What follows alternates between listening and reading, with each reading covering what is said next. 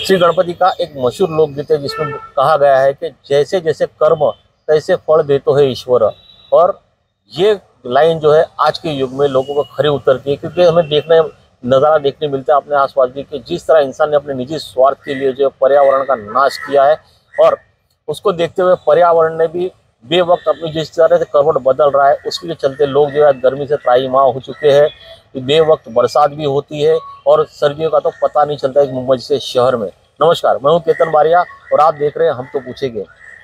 पर्यावरण को बचाने के लिए यहाँ के मीराबाई शहर के माजी उप महापौर हसमुख गहलोत ने 26 मई को एक कार्यक्रम का आयोजन किया था, जिसमें उन्होंने शहरवासियों से एक आह्वान किया था, एक अपील की थी कि हमारे शहर में तालाब को और नदियों को साफ और स्वच्छ रखने के लिए लोगों ने जो है इको फ्रेंडली मूर्तियों का ही घर पे आगमन करना चाहिए, जिसके चलते हम पर्यावरण को कहीं ना कहीं जो है बचा सकते हैं। और उसी उपलक्ष्य में, उसी मुहिम को आगे बढ़ाते हुए आज उन्होंने एक पत्रकार परिषद रखी है और जिसमें लोगों से उन्होंने फिर से एक आह्वान किया है और लोग पर्यावरण पूरक मूर्ति बिठाने वालों के लिए क्या सहूलियत प्रशासन से मांगी है और उनकी तरफ से भी क्या भेंट बख्शीश होगी, उनके बारे में उन्होंने जो है कैमरे के सामने अपना बयान रखा है। तो आइए जानते हैं उनसे ही कि उनके विचार क्या है, कि किस तरह से वो मुहिम और आगे बढ़ाने वाले हैं। इको मंगल मूर्ति के कार्यक्रम को लेके हमने लास्ट 3 साल पहले से हमने ये विषय को जन जागृति अभियान के तौर पे हमने कोशिश की थी और सफलता थोड़ी थोड़ी मिल रही थी। तो इस साल हमने थोड़ी सी मेहनत ज़्यादा कर ली, ऐसा लोगों का कहना है। इस विषय की शुरुआत जो हुई थी दिसंबर 2023 के अंदर, आपको अगर याद होगा कि मैं फेसबुक लाइव आया था और फेसबुक लाइव आके मैंने ये कहा था कि हम ये प्रदर्शनी के द्वारा, अभियान के द्वारा, जन जागृति अभियान के द्वारा लोगों को ये बताएंगे कि इको मंगल मूर्ति हमारे शहर के लिए कितनी ज़रूरत है, आज और आने वाले भविष्य के लिए जो पीढ़ी है उनको भी कितनी ज़रूरत है। क्यों बहुत तरीके से इनडायरेक्टली डायरेक्टली हम अगर इको मंगल मूर्ति यानी इको फ्रेंडली गणपति उत्सव हम नहीं बनाते तो हम अपने पर्यावरण को बहुत ही नुकसान पहुंचाते। उसी विषय को लेकर दिसंबर 2023 को जब मैं फेसबुक लाइव आया था तो मैंने लोगों से निवेदन किया था कि कृपया करके इस अभियान से जुड़े, हमारी सहायता करें और हमारे साथ जुड़ के लोगों तक जन जागृति अभियान में संपर्क करें कि आने वाले शहर के लिए और जीवन के लिए कितना ज़रूरी है। उस लाइव में मैंने ये भी कहा था, काफ़ी लोगों ने मुझे प्यार से समझाया भी था, मेरे मित्रगणों ने, कुछ पत्रकार बंधुओं ने भी समझाया था कि असम भाई आपको ये निर्णय नहीं लेना चाहिए। उस निर्णय में हमने ये कहा था कि आने वाले जो भी गणेश उत्सव होंगे, उस गणेश उत्सव के अंदर दर्शन के लिए हम उसी जगह पर जाएंगे जहाँ पर इको फ्रेंडली गणपति लाया गया हो या इको फ्रेंडली गणपति उत्सव मनाया जा रहा हो, वहाँ पर हम दर्शन के लिए जाएंगे। इसको अन्यथा न लेते हुए, इसके पीछे हमारा हेतु यही है कि आने वाले शहर के लिए, जीवन के लिए यह बहुत ही आवश्यकता है। काफ़ी मैंने जैसे कहा, फिर से दोहरा रहा हूँ कि काफ़ी फ्रेंड्स थे, उन्होंने भी टोका, पत्रकार बंधुओं ने भी टोका कि आपके राजनीतिक विषय के लिए अच्छी बात नहीं है। लेकिन किसी पत्रकार ने ये भी कहा कि कठोर कदम हमें उठाने चाहिए और अच्छे कार्य के लिए उठाने चाहिए, अगर वो निष्पाप से हो, सहयोग के लिए हो और जीवन के लिए हो तो बिंदास आप उठाइए, हम आपके साथ में हैं। उसी कड़ी को आगे लेते जाते हुए हमने R&D की, मतलब रिसर्च किया कि मीरा भाईंदर महानगर पालिका के अंदर प्रतिवर्ष कितनी ऐसी मूर्तियां हैं जो विसर्जन के लिए जाती हैं। वो सब स्टडी करने के बाद में हमने जनवरी में आयुक्त महोदय जी, संजय काटकर जी से हमने चर्चा की और चर्चा करने के बाद में हमने पत्र द्वारा उनको लिखित तौर पे लिखित दिया कि शहर के लिए गरज है तो आपकी तरफ से भी मुहिम होनी चाहिए, आपकी तरफ से भी एक अपील होनी चाहिए शहर को कि भाई इको फ्रेंडली गणपति बनाया जाए, ताकि चाहे वो मूर्ति की साइज़ के हिसाब से हो या फिर जो मूर्ति बना रहे उनके ऊपर कुछ बात करके निवेदन हो।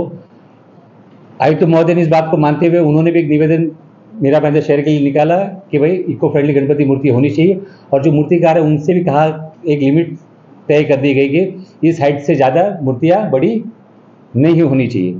उसी कदम को आगे बढ़ाते हुए हमने कोशिश की कि जब पत्र व्यवहार होने के बाद में लोगों को ये जानकारी मिलनी चाहिए कि भाई इससे आगे क्या।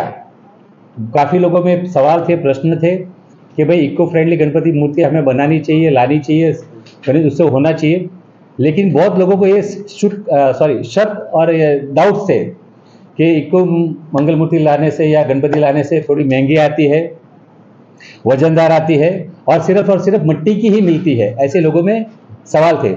तो हमने अपने दोस्तों से मिलके एक प्रदर्शनी लगाने का सोचा और अलग अलग महाराष्ट्र में जहाँ कहीं भी मूर्तियाँ बनती है जो इको फ्रेंडली बनती हो, चाहे फिर वो किसी भी प्रकार से हो, तो जब हमने उसकी कोशिश की, 2 महीने कोशिश करने के बाद 6 महीने उसके संपर्क होने के बाद में हम उस निर्णय पे पहुंचे कि भाई अलग अलग प्रकार की मूर्तियाँ हम लाएंगे। तो उसी प्रकार से हमने 26 मई को हमने एक प्रदर्शनी रखी थी जिसके अंदर हमने झाड़ू माटी, मट्टी, कागज की गणपतियाँ मूर्तियाँ बनती थी। और आपको मैं बता दूं, कुछ 2 मूर्तियाँ हमें वो भी मिली थी जो सिर्फ और सिर्फ फूल की थी। और बताते हुए खुशी महसूस होती है कि उस प्रदर्शनी के अंदर मीरा भाईंदर नागरिकों को तहे दिल से मैं धन्यवाद देना चाहूँगा। और उस प्रदर्शनी के लिए जो हमें मुहैया करा के दिया हॉल, धर्म सम्राट अशोक का जो हम बुद्ध विहार के नाम से जाना जाते हैं, उस हॉल को आयुक्त महोदय जी ने हमें मुफ्त में मुहैया करा के दिया। उनके लिए मैं तहे दिल से उनका धन्यवाद देना चाहूँगा। मीरा भाईंदर नागरिकों का धन्यवाद देना चाहूँगा कि उस प्रदर्शनी को उन्होंने हाथों हाथ सराहा। तकरीबन 2500 के आसपास लोगों ने वहाँ पर अपनी उपस्थिति दर्ज कराई। और बताते हो और खुशी महसूस हो रही है कि तकरीबन 500 से ज़्यादा लोगों ने वहाँ पर शपथ ली कि आने वाले गणेश उत्सव भविष्य के अंदर जब भी ऐसा होगा हम गणेश उत्सव ही मनाएंगे, ऐसे उन्होंने शपथ ली। ये मुझे खुशी की बात मुझे बताते हुए खुशी हो रही है। और तहे दिल से खुशी ये भी हो रही है कि नागरिकों के साथ साथ यहाँ पर जितने भी पत्रकार बंधु बैठे हैं वहाँ पर भी उस दिन तकरीबन मीरा भाईंदर से 23 पत्रकारों ने शपथ ली और मुंबई से तकरीबन 60 पत्रकारों ने शपथ ली कि हम आने वाले इको फ्रेंडली के अंदर गणपति जो है वो इको फ्रेंडली ही बनाएंगे, चाहे डायरेक्टली और इनडायरेक्टली। इनडायरेक्टली कहने का अर्थ ये कि बहुत बार ऐसे होते हैं कि कोई पत्रकार है जो गणपति उत्सव नहीं मनाते, लेकिन जब उन्हें मौका मिलेगा फिर अपने दोस्तों द्वारा, अपने पड़ोसियों द्वारा या अपने रिश्तेदारों द्वारा, तो उन्होंने भी एक मुझे वचन दे के कहा है कि हसूम भाई आने वाले समय में हम कोशिश करेंगे कि लोगों को समझाएंगे कि इको फ्रेंडली ही गणपति मूर्ति लानी चाहिए और उत्सव मनाना चाहिए। अब प्रदर्शनी हो गई, विषय खत्म हो गया। फिर मेरे दोस्तों ने कहा काफ़ी अच्छा, लोगों ने प्रतिसाद काफ़ी अच्छा दिया, लोगों में काफ़ी अच्छा पॉजिटिव रिस्पॉन्स गया। फिर हमारी दोस्तों में वापस बैठक हुई कि इससे लोगों को और हम कैसे जागरूक कर सकते हैं।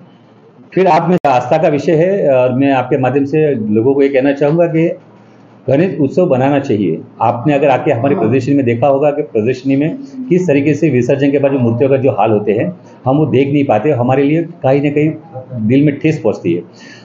गणेश उत्सव बनाना चाहिए। आप चाहे 1 दिन के बदले 5 दिन बनाओ, 5 दिन के बदले आप 11 दिन बनाओ, लाइटिंग थोड़ी करते उसको और जोर शोर में करो। अगर कोई मंडल है भंडारा 1 दिन का करता है तो 4 दिन का कीजिए, उसके लिए मनाही नहीं है। लेकिन मूर्ति छोटी बड़ी से हम बड़े नहीं हो जाते। यहाँ पे क्या होता है, मैं किसी का नाम नहीं लेना चाहूँगा, लेकिन यहाँ पे क्या होता है, यहाँ पे कंपटीशन हो रहा है कि एक्स आदमी ने 4 फुट की मूर्ति लाई है तो मैं 6 की लाऊंगा, एक ने 6 की लाई है तो मैं 10 की लाऊंगा। उस पर ध्यान ना जाते हुए हम आस्था पे जाए, श्रद्धा पे जाए और पूजा पाठ में जाए, उस पर हम ध्यान दें। मूर्ति की साइज से क्या फर्क पड़ता है। प्राइस की बात नहीं कर रहा था, आपने प्राइस नहीं बताया। ये मैं मानता हूँ, जैसा मैं कॉमर्स का स्टूडेंट हूँ तो मैं भी जानता हूँ कि डिमांड एंड सप्लाई का यहाँ पे विषय आ जाता है। अगर मूर्तियाँ ज़्यादा बनती हैं तो नो डाउट उसकी कॉस्ट ऑटोमेटिकली कम हो जाती है। आज की तारीख में ऐसा है इको फ्रेंडली जो मूर्तियां हैं वो ज़्यादा नहीं बन पाती है, इसके कारण उसका ट्रांसपोर्टेशन का विषय रहा, उसके बनाने का जो विषय रहा वो थोड़ी सी कॉस्टली है। मैं ये नहीं कहूँगा समतल है, लेकिन अगर आपने आके प्रदर्शनी में आके देखा होगा तो ज़्यादा से ज़्यादा पीओपी अगर 100 रुपये में मिलती है, मैं एग्जाम्पल के तौर पर कह रहा हूँ, पीओपी अगर 100 रुपये में मिलती है तो ये तकरीबन कुछ 150 से लेके 250 तक मिलती है। इतनी ज़्यादा महंगी नहीं और इतनी ज़्यादा वजनदार भी नहीं है। हमारे यहाँ पर कागज़ की भी मूर्तियाँ थी जो आप मानोगे नहीं, जो पीओपी के लेवल की हल्की थी या वजनदार थी। सर मेरे पास एक सवाल है, सजेशन स्टॉल के लेके हमने लास्ट 1 महीने पहले मीरा भाईंदर शहर से, लेकिन आपने कहाँ से पूछ लिया और अचानक मतलब कुछ जैसे संजोग से हुआ है। 1 महीने पहले ही मेरे चिराग दोस्त हम किसी संस्था के साथ मिलकर ये भी जो हम भेंट देने वाले हैं, जो भी क्या कहते हैं मंगल मूर्ति के अंदर जो भी सम्मिलित होना चाहते हैं या जो घर में इको मंगल मूर्ति लेके आएगा, ये भी हम अपने दोस्तों और संस्था के द्वारा ही सम्मिलित कर रहे हैं। मैं अकेला नहीं कर रहा हूँ। इसी जो अमित जी ने कहा विषय को लेकर वाटर लेवल कितना खराब हो रहा है, किसी संस्था के द्वारा, फिलहाल मैं इसलिए उनका नाम नहीं ले रहा कि उन्होंने अभी फिलहाल ओपन करने के लिए हमें मना किया गया है। उनका ऐसा कहना है कि उनके ऊपर उनकी रिसर्च चालू है।